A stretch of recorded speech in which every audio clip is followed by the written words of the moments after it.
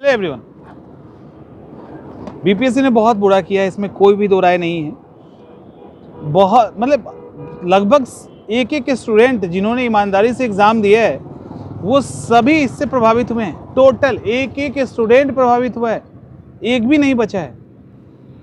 लेकिन जब बात आती है गलत के खिलाफ खड़े होने की तो लगभग सभी बढ़ जाते हैं अपने अपने स्वार्थ के पीछे। ईमानदारी से सोच के देखिए ना, आज की स्थिति ये है कि जब मैं मेंस के डेट बढ़ाने की बात करता हूँ तब कुछ स्टूडेंट्स का कॉल आता है कि सर आप रिज़ल्ट बढ़ाने की बात क्यों नहीं करते हैं। जब रिज़ल्ट बढ़वाने के लिए वीडियो जाता है उसमें तो ये होता है, मेंस वाले स्टूडेंट कहते हैं सर रिज़ल्ट बढ़वाने के आपको क्या नहीं लगता है कि जो स्टूडेंट हैं वो जेन्युइन स्टूडेंट एग्ज़ाम क्वालिफाई नहीं किए हैं। और ओवरऑल जब रिज़ल्ट बढ़वाने की बात होती है तो वहाँ पे जिनके 2 नंबर कम है वो तो बहुत एक्टिव है, 3 नंबर बहुत एक्टिव है, लेकिन जिसका उनसे कम है वो कहते हैं, मैसेज भी होगा यूट्यूब पे देख लीजिएगा, उनका कहना है हमारा क्या कमेगा तो 2-3 नंबर कमेगा, 4 नंबर कमेगा, उससे हमारा क्या है, हमें तो अपनी तैयारी करनी है। यही हो रहा है ना, एक्चुअली यही हो रहा है। जब इतने डिवाइड हम हो जाएंगे, फिर आयोग को तो पता ही है स्टूडेंट डिवाइड है, आयोग को तो पता ही है कि स्टूडेंट डिवाइड है। जब स्टूडेंट इतना डिवाइड है तो आप सोचिए कि कैसे तैयारी होगी, कैसे लड़ाई की तैयारी होगी, आयोग को कैसे झुका पाएंगे,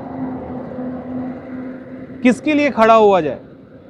दिक्कत तो ये है, पास वालों को डर है कि कहीं 10,000 स्टूडेंट और आ गए, फिर 10,000 आ जाएंगे वो तो चलो ठीक है, लेकिन उसके पीछे जो लोग खड़े हैं स्टूडेंट्स, उनको लगता है हमारा तो हुआ नहीं तो हम क्यों खड़े हैं, हम क्यों नहीं 68 की तैयारी करें। यहाँ हमारा एक कॉमन मुद्दा होना चाहिए था जिस पे हम बीपीएससी को दबा सकते थे अगर, तो वो ये है कि आपने गलत क्वेश्चन क्यों सेट किया।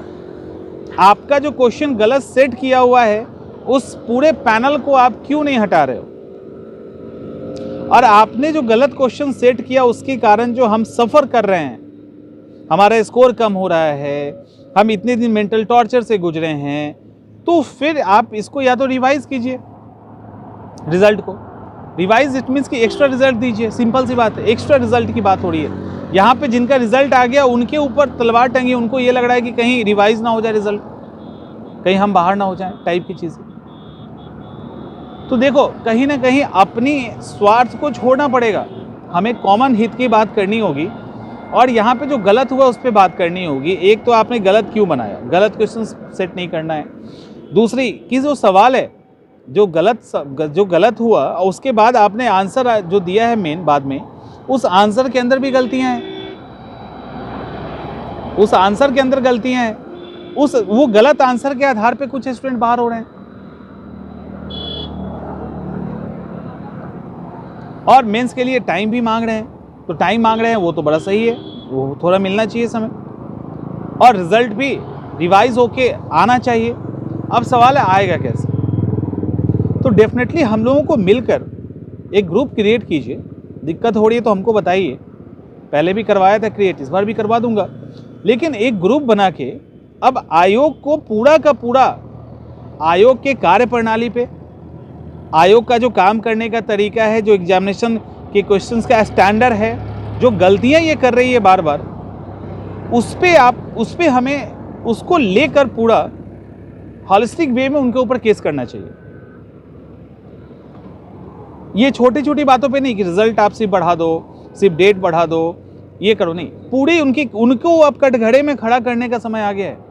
आयोग को पूरे के पूरे उनके सिस्टम को कटघरे में खड़ा करना पड़ेगा, तब उनके ऊपर दबाव बनेगा, नहीं तो सब तो बिखरे हुए हैं। और जब ये बात होगी तो कोई साथ नहीं आएगा, क्योंकि किसी को सिर्फ डेट बढ़वाना है, किसी को सिर्फ रिजल्ट लेना है, किसी को अब कोई उनको मतलब है नहीं तो उन्हें 68 की तैयारी करनी है। कई 68 वाले अब 67 के प्रीलिम्स देने वाले अब अफसोस कर रहे हैं कि हाँ हमने उस समय गलत किया था, हम उस समय कुछ ज़्यादा ही जल्दी में थे, सपोर्ट नहीं किए। आज उनको लग रहा है, दर्द हो रहा है, कई लोगों ने कॉल करके सॉरी भी कहा है, सब चीज़ ठीक है कोई गिला शिकवा होता थोड़ी ना है हम लोगों के बीच में। लेकिन अभी जो स्थिति आई है, तो हम लोग जब तक रिफॉर्म सही तरीके से, अभी ई ऑप्शन और निगेटिव मार्किंग, इसके खिलाफ भी हमें बोलना है। तो आयोग को जब तक हम कटघरे में नहीं लेंगे, ये कैसे होगा, आप ही बताओ। तो इसीलिए एक ग्रुप बनाइए और अच्छे से जुटिए एक साथ, तभी जाके इस संस्था को आप हिला पाएंगे। अदरवाइज छोटे छोटे टुकड़े और छोटे छोटे डिसीजंस, माने छोटे छोटे डिमांड के आधार पे अगर बिखर जाएंगे तो संभव ही नहीं है, किसी का पूरा नहीं होगा। आयोग मनमानी करती रहेगी और किसी का पूरा नहीं होगा। अगर डिमांड पूरा करना है तो एक साथ एकजुट होकर हर एक के डिमांड को जो जायज़ डिमांड है उसको एक साथ सपोर्ट करना होगा। जो पास कर गए उनको, फेल करने वाले स्टूडेंट पे, जो फेल कर चुके हैं बुरी तरह से, वो जिनकी संभावना है रिजल्ट आने की उस पे, जो ऑलरेडी फेल हैं उनको थोड़ा मेंस के डेट बढ़वाने पे लेकर, ये सब जब तक नहीं एक साथ होगा तो आगे आने वाले एग्जाम में भी तो यही झेलना पड़ेगा। सिंपल सी बात। तो इसलिए आप समझ रहे होंगे मैं क्या कहना चाह रहा हूँ, इस पे थोड़ा सा ध्यान दें। चलिए मिलते हैं हम लोग अगले वीडियो।